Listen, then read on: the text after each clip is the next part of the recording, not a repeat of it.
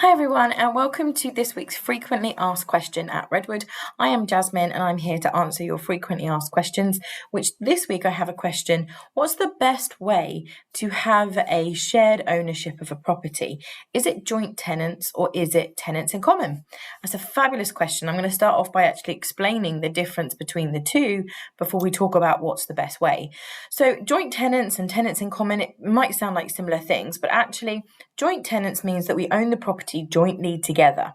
And automatically, if anything happens to one of us, the whole of the property is automatically transferred into the hands of the surviving joint owner. So in the case of a husband and wife with a joint ownership like that, if one of them died, it would automatically go to the other surviving spouse.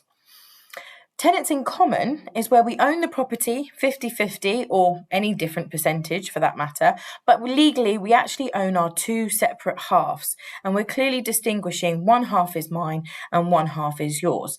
And what that means is that there is no automatic passing of the property in the event of anyone passing away, and instead it's through our wills that we actually decide who is going to get our share of the property.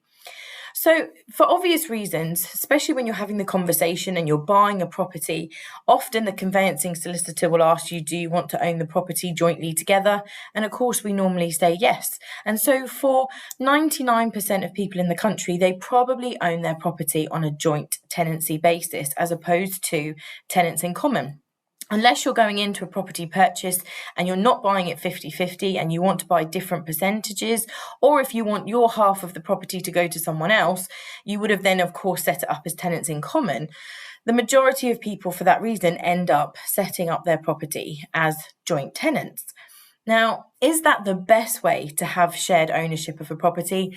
The answer is no, because when you have a position where automatically the house is transferred to the surviving joint owner, whilst that has got some advantages in terms of things like ease of administration, it doesn't actually allow us to make any informed decisions about where we want our property to go after we've died, and it doesn't allow us to use things like protective trusts in our wills. So if we want to protect our share of the property from things like care fees, divorce, inheritance tax, relationship breakdowns and bankruptcy, then actually joint tenancy is the worst way in which you can hold your property. And the best way is tenants in common with an accompanying will and trust arrangement to make sure that your half is protected and goes to the right beneficiaries at the right time, and it stays with them when that time happens.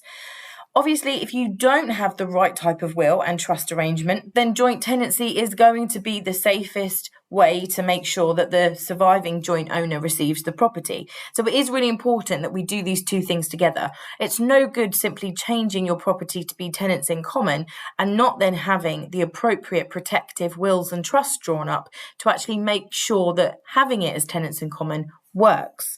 So if you're not going to update your wills and trusts, then joint tenancy is probably absolutely fine to meet your needs. But if we do want to think about protecting the family home from those what if scenarios, whether it's inheritance tax, care fees, divorce or bankruptcy, then absolutely we'll want to think about taking you out of joint tenants and into tenants in common and making sure that your wills and trusts are set up to achieve the protection that you're after. So I hope that helps explain the difference between the two legal ways in which you can hold your property and the benefits of doing it as tenants in common versus joint tenants.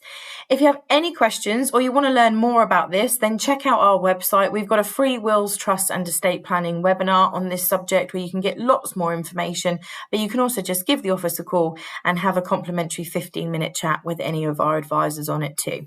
Hopefully that was interesting for this week, and I look forward to seeing you next week and answering some more frequently asked questions.